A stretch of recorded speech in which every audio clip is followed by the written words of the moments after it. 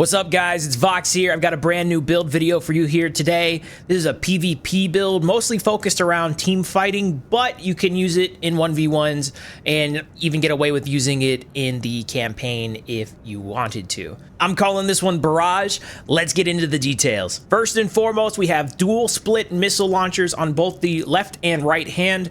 These are very good for constant pressure. They're very difficult to dodge. They also do a decent amount of damage, and you can't really go wrong with running these. I've tried other missile launchers in the past. This one seems to be the best one for running as your primary weapons. Oh, and before I forget, all the weapons in this build are acquirable in the first playthrough of the campaign. So that means you don't have to play New Game Plus or New Game Plus Plus. It's a really good earlier game PvP build. Moving on, we've got two vertical missile launchers. This is the 12 count. They do a lot of damage. I chose these in particular, one because of the damage and two because of the guidance. They're very good at tracking. They're especially good against the mobile targets like tanks, but most importantly, they fire one at a time. So what they do is provide a lot of continuous pressure. I like to fire these back to back. For the head, I have the HD033M Varel. It's one of the best all-around heads. Has a decent mix of AP, attitude stability, and system recovery. The head isn't so important. You can pick really whichever one you want that fits on the build. If you maybe want more AP or more stability, go ahead and choose one of those. For the core, we're rocking the ELTC-10 Firmeza. I really like this core because the AP and weight have a really good ratio with the generator output adjustment. What that means is you get a decent amount of tankiness while being able to slot this on lighter legs, or it's just lighter in general, so it makes your boost speed faster.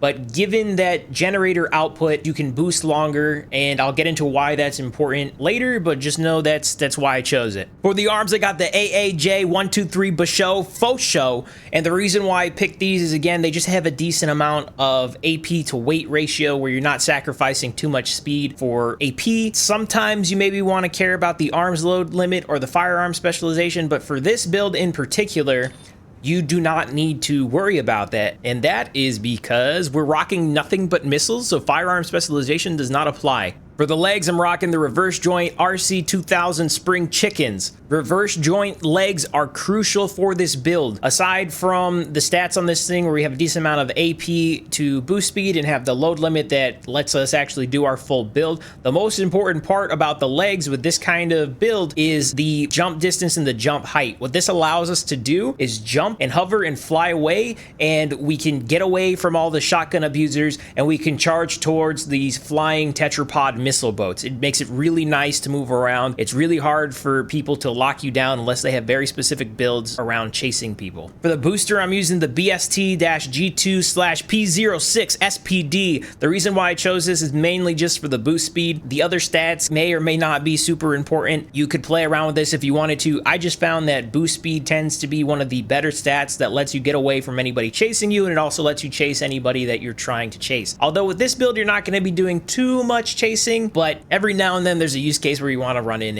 and kick somebody. Another benefit that I forgot to mention about the reverse joint legs is that you can use the kick attack. That's the double tap on the assault boost button.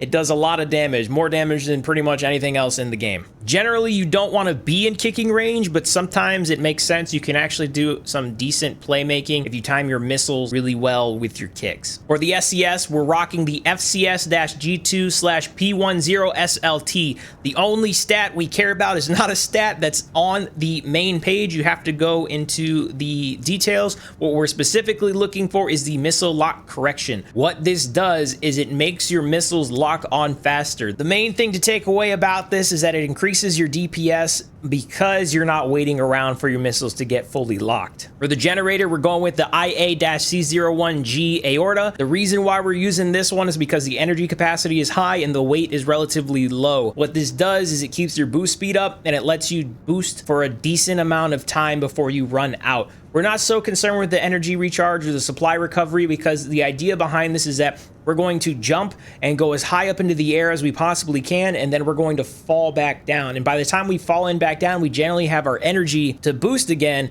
But the main part of this is we're just trying to get away from anybody chasing us with a shotgun, or we're trying to jump up and get to those missile boats. For the expansion, I'm using terminal armor. Everybody has their preference. I've found that terminal armor is the best choice for PvP for the most part. What this does, it gives you a a couple of extra seconds to launch a couple more barrages of missiles or to get away and prolong your death. Sometimes that's important in PvP, sometimes it's not. If you're not rocking this, the other thing I would rock is pulse armor. The assault armor isn't really valuable because you shouldn't be in range to use it in the first place. That being said, I spent a lot of time putting this build together. So here's some videos of me actually using the build. If you enjoyed the build, please let me know, drop a comment, follow, subscribe, like, whatever. I'll put all my socials in the description. I hope you enjoyed as much as I do, and thanks for watching.